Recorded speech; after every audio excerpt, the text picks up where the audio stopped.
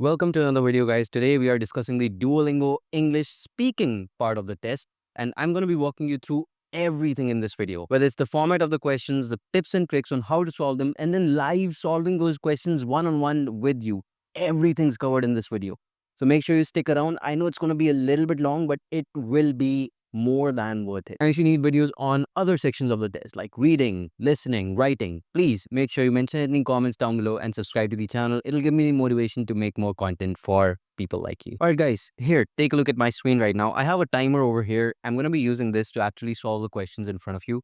But before that, we'll talk about the format. And I have all kinds of questions over here that you need to be aware of when you're taking the Duolingo English speaking part of the test. So let's actually go over the formats first, and then I'll walk you through the tips and tricks. All right, so the first kind of a question type I want you to be aware of is the read aloud question type. It's the simplest. All you have to do is, and if you take a look at this question, I think you would find out, you just have to repeat the statement in front of you. So Duolingo will give you a statement like this. It can be long, it can be short, but you really just have to speak that statement. You get a total of 20 seconds to speak.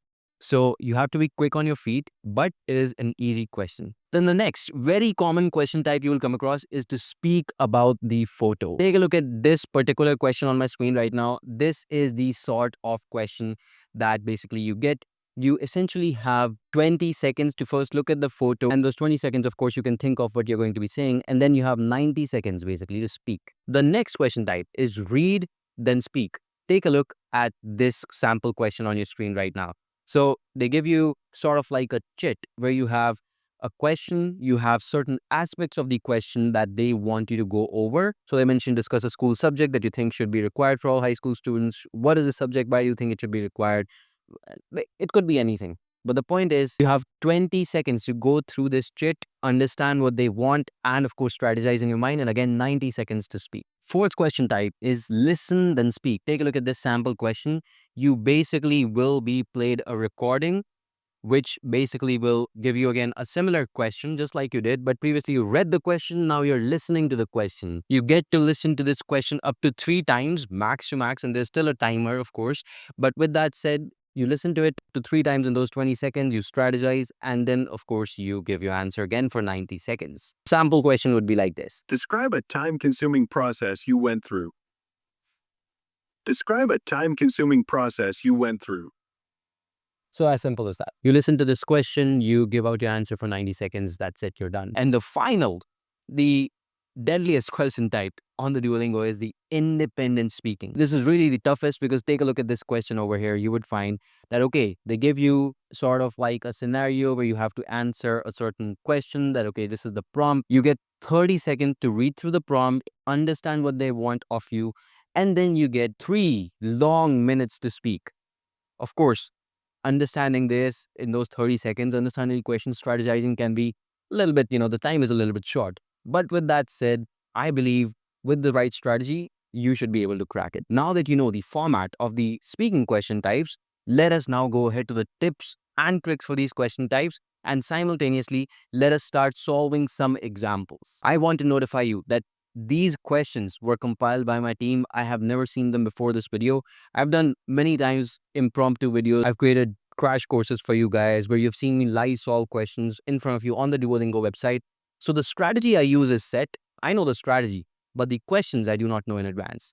And hence, that's what will make it a bit difficult. And I want it to be like that so that you get a bit of a genuine feedback on how I perform as well. Before we begin, make sure you sign up on YMGrad.com because as soon as you sign up, you will get free study material for the Duolingo delivered right to your email. So you'll be able to practice with questions even if they're not on the Duolingo website. Now let's begin.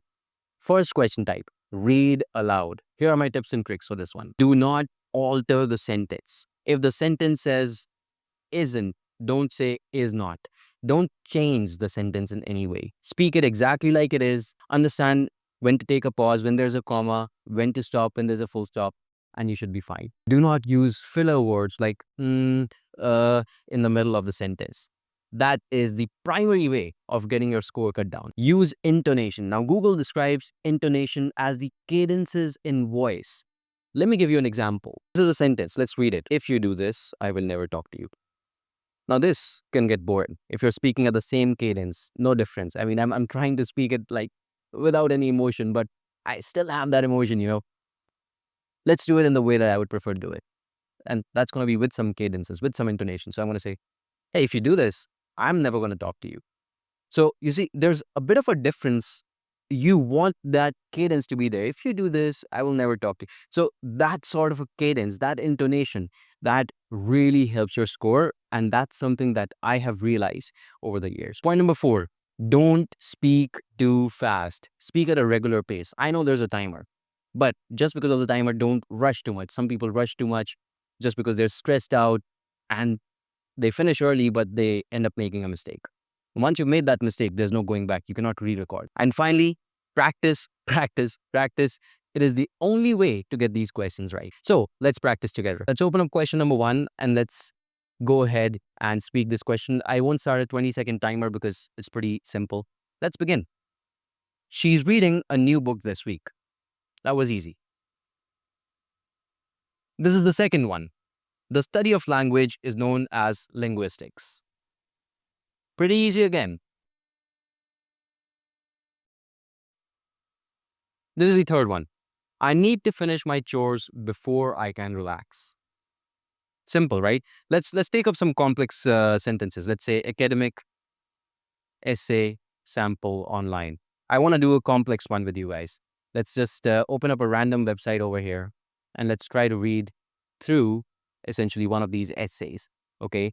So I'm opening one up over here and let me just take a random sentence. Let's take, let's say this one. Okay. Let's speak this one. However, the same army lost New York and its strategically important harbor. See, it can get difficult, right? So let's take maybe another one over here, maybe one which has some examples or some commas. Let's use this one, yeah?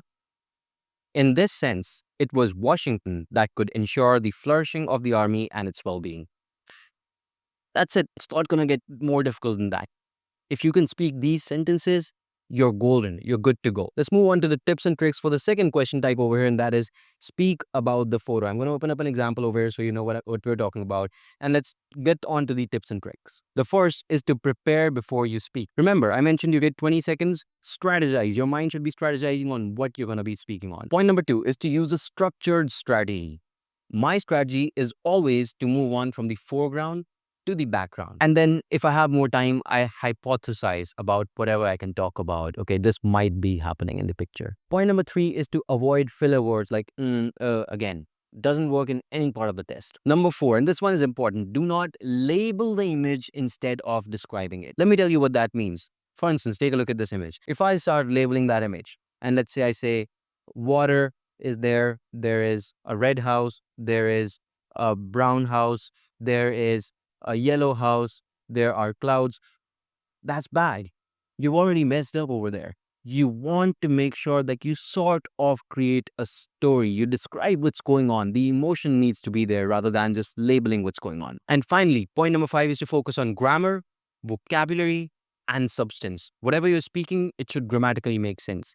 The vocabulary should not be boring. You should not be just saying the same thing over and over again. And finally, there should be some substance. Basically, what that means is that your words should paint a picture, should paint a story. Even if someone doesn't have this picture in front of them, they should be able to understand what's going on. Now, let's get on to the questions. So remember, I have 20 seconds now with you guys to prepare and then 90 seconds to speak. So I'm going to set up the timer for 20 seconds and we'll discuss. All right, so I want to talk about a village, essentially. There's a little bit of a pond in front of a couple of houses. There's mountains in the back, so it looks like a pretty high altitude area. Looking at the image, it seems like cold weather, right? So that's my hypothesis. And now let's begin. Sorry about that. Let me set the timer up for 90 seconds. Let's see if it can do that. Let's start. The image features a scenic, beautiful scenery of a village, which is located in the middle of certain mountains, it seems. It also seems that the people have painted their houses beautifully. Some are red, some are yellow, some have a gray color, some have brown roofs, some have white. But the image in itself is very scenic simply because of all these beautiful colors of the houses. There's also a pretty nice, beautiful, big pond in front of these houses. And the photographer is actually standing across the pond on the other side, where there's a pathway between the photographer and the houses. It seems like the weather must be quite cold over there because there's a range of mountains behind the houses. The weather is also cloudy and there's very little sunlight as shown in the image. Across the houses on the other side, I see a range of trees, sort of like a mini forest with a couple of tropical trees. It seems that the greenery, along with the pond and the clouds in the sky, makes the image look very scenic and very beautiful. And that's it. I have 7 seconds left, but I can stop over there because I have nothing else to go on with. I can speak all about everything else, but I have more or less covered everything in the image. So that's sort of an example of how you would want to do it. Like, remember, I said there's no wrong or right way, but this kind of a response can get you towards that perfect looking score where I didn't, and I still ended up describing the image. Let's do another one over here. Let's take a look at this image this time. It's a pretty beautiful image again. And I'm going to put the timer for 20 seconds. Let's first hypothesize.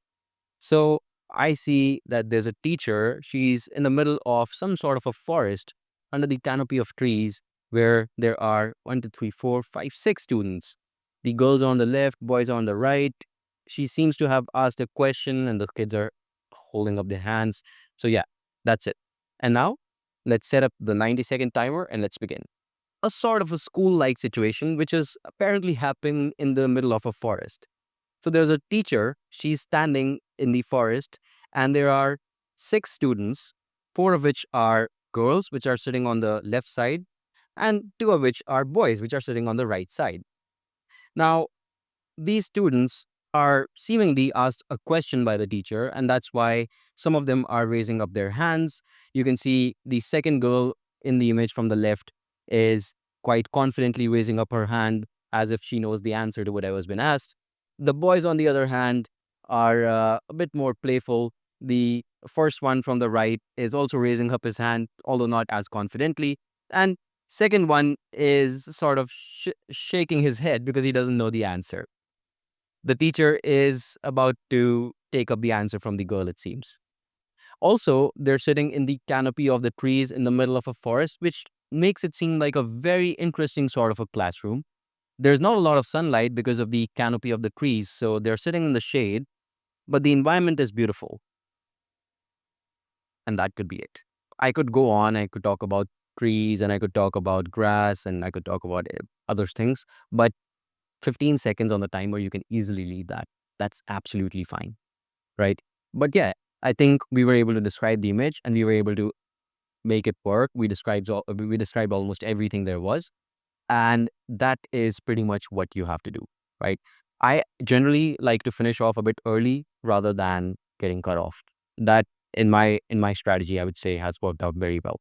Now, before we move on to the next kind of questions, I just want to give you some other final tips, more or less. For the rest of the question types, read then speak, listen then speak, and the independent speaking, my tips are going to be pretty much the same. So I'm combining them for you. My tip number 1 is to plan before you start speaking. Read the question, but also while you read that question, already start planning. Read the question twice or thrice if you need to, but I don't want you to keep on reading the question even when there's time to start speaking. Number 2 is to focus on the questions in the prompt, whether it's an oral prompt where they speak to you first, or whether it's a question like this. Understand what they really are looking for.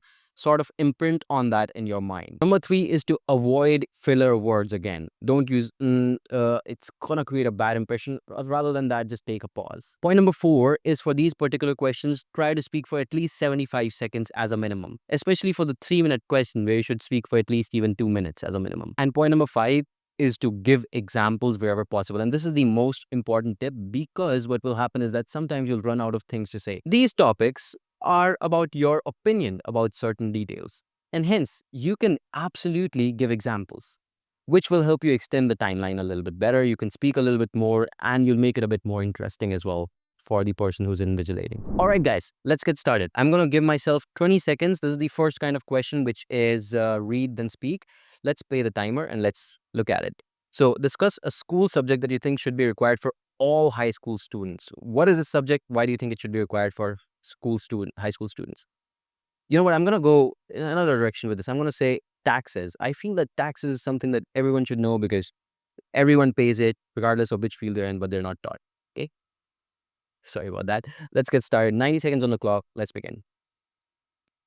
I feel that a school subject that high school students should be required to take, regardless of their specialization in high school, would be taxes. Taxes are all around us. Let's face it, no matter who you are, you're going to pay taxes no matter what you do and what kind of a business, job, or occupation you have. Now, that's why I feel that taxes are so important. I know people in their adult life who are 30, 40-year-old people, but they don't have the knowledge of taxes. They're going on believing whatever their accountants are telling them, but they don't have a thought or an understanding of taxes on their own. Now, that is why I feel that taxes in itself are very important. I feel that our schooling system has failed to incorporate this subject altogether. In fact, no matter the field, there's no special emphasis being paid on taxes. There's a very few limited specializations, and that too if you are studying at university level where they help you understand the subject. And that's particularly why I feel that the subject should be included. For my personal life, I have understood that taxes are very important and I've started reading more about them and I wish I had them in school. And that's it. 3 seconds early. I could speak more, but it's good enough. I didn't stutter. I didn't use filler words, but I think it was decent, right? And I think you can compare your answer with mine if you're also solving them with me, which you can, right? All right, let's look at the next one. Let's open it up and let's start the timer. Let's not start reading before that. And let's start. Yeah. Discuss how literature, music, or other forms of art can impact society. What are some ways that literature, music, or art have influenced public opinion? How has literature, music, or art influenced you personally? Okay, all right. So we're going to talk about how certain songs were there during the time of the wars, which changed the way people looked at things. Okay, all right, let's start. Okay, I feel literature, music, and many forms of art have more impact on society than people generally choose to believe. What I feel is that these things are so integrated in our society, so around us all the time, that we sometimes forsake their presence but are being impacted by them, whether we like it or not. Now, some ways that literature, music, or art has influenced public opinion would be as follows. For example, there were recently elections in Delhi. Now, in terms of promoting a particular political party, well, the party is starting advertising on the radio. And instead of just advertising to vote for themselves, they created a song, which was very catchy. And I could feel that people are being pulled into understanding why that party is important with that song. So it's an easier way to deliver the narrative. There's also been times of wars when the world wars ended and then some songs came out which are still very prominent, which make us understand the situation of that time. And I feel those songs sort of continue to do that. The literature, the art continues to do that. Personally, music, art, literature impacts my life very much. I listen to music when I want to get motivated in the gym. Different kinds of music, different kinds of art can give me different kinds of motivation and set my state of mind. That's why I feel they are very important. That's it. I could I think you could tell I could speak for a long, long time on this. But with that said, we covered everything. We covered pretty much both these questions that they were looking into, and we answered them. And I think we did well. Let's look at the next one now. And that is listen, then speak. I have two questions on this as well. Let's see how many we can do. I'm getting a bit tired over here. It's too much work, but let's try. Okay. So I'm gonna listen. We can listen to up to thrice. I've listened twice so that we can also hypothesize, we can think. But let's get started and then we'll start our 90-second timer again and then we'll begin. Okay. Describe a time-consuming process you went through. Describe a time-consuming process you went through. All right. Now we have 10, 12 seconds. We can do that. And what I would say is I'm going to talk about the government offices in India. It's a very time consuming process if you ever dealt with that. I don't need 10 seconds. Let's get started. All right. Let's do it. So, one of the worst time consuming ordeals that I have recently gone through, to my surprise, is dealing with the government offices in India. I just needed to renew one of my particular documentation, change some address, and just get it renewed. And till now, I had heard that the government offices in India can be difficult. But with that said, this particular experience was horrific for me. There were two reasons for that. Number one is they do not tell you what exact document you need to bring. And when you get there, even after waiting for weeks to get that particular appointment, they just wanted to send me back and they told me to basically get a new appointment. Now, I don't have problems with getting a new appointment, but the problem is that I'll get it very late again. And there were certain things that were hinging on me getting this document renewed, so I needed it done quickly. So, of course, the officers asked for a bribe. I did not want to pay it, but I wanted the job done. I was forced to, and I paid it. Even after that, it took 2 months and 4 or 5 commutes to that location to get the job done. And that was one of the most horrific experiences of my life, the most time consuming ordeal I have dealt with. And that's it. I'm going to end it over there. I could say more about it. I could talk for an hour about this experience, but let's not do that. I'm going to get carried away. But let's take a look at the next question here. All right.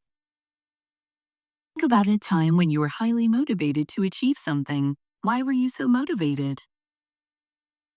All right. And we have 10 seconds, but I'm going to talk about gym, the body and all of that, essentially building up myself, essentially. And let's begin. I don't need to strategize more than that. Okay. I'm going to take you back 5 years, more or less, when I used to be one of the skinniest students in, well, college, and even before that, throughout my high school.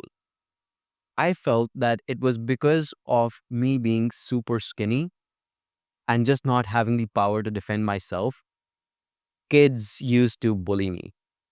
And that was a big problem that I faced throughout my childhood. In order to overcome it, I realized that I need to make some changes. And the gym gave me the power to do that. That's why I was super motivated to go to the gym, build up my body, bulk it up. And while my eating habits and consistency did not support me at first, when I really started seeing the results, I think that was the spark that I needed. That little bit of a spark made me very interested in essentially pursuing this.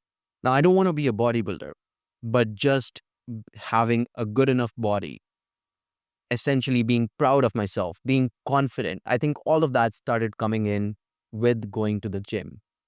And I feel that's why that result sort of fueled more motivation into me. And that sort of became a circle. And till now, 5, 6 years, I've been going to the gym and I'm super proud, super happy.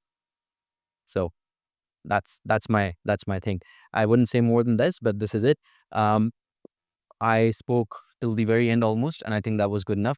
That's how you target these questions. And now the last question type, my friend, in front of you. And even after this, I have some tips, so don't leave. I know it's going to be a long video, but it's worth it, I told you. So do this one also with me, please. I want you to participate. And then after this, you know, let's end the video together. All right. 30 seconds to prepare for this one. I'm going to open it up. Let's set 30 seconds on the timer and let's discuss what this is about. Okay. So we have information comes from many sources, including the people around us, the media, and even our own thoughts.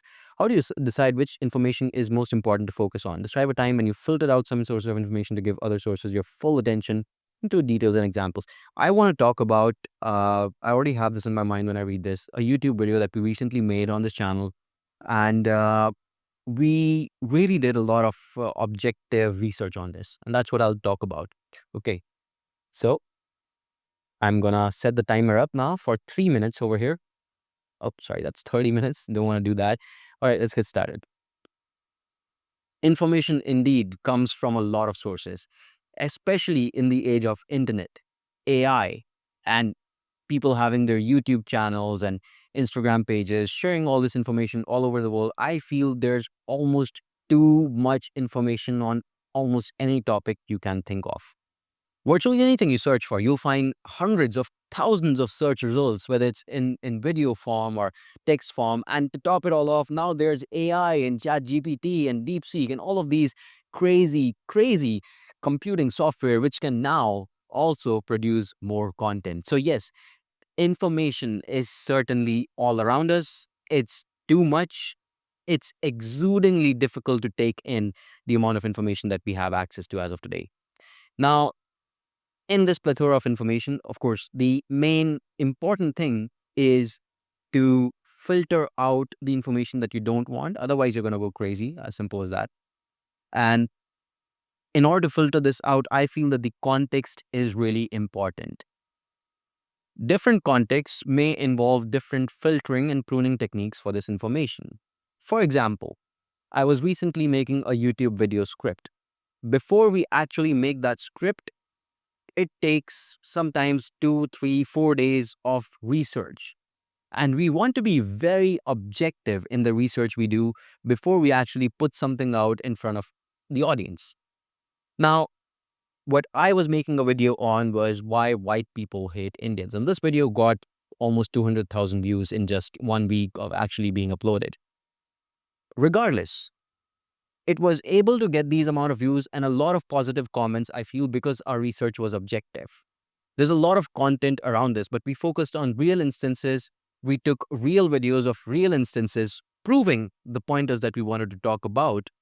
And on top of that, using those examples and the script that we created, along with newspaper articles, objective examples of things happening all around us, we were able to bring that video into reality. So even though there's a lot of content like this on YouTube, a lot of content on personal blogs, we chose to disregard all of that because we wanted to share our personal experience. And that was our filtering technique in this particular instance. We want to be objective, so we took only information from sources that we trusted, did not take information without proof until and unless it was a personal source also, but then we wanted proof on top of it. And I feel that's how we were able to filter it out. And I think you have to learn to do that in today's day and age. And that's it.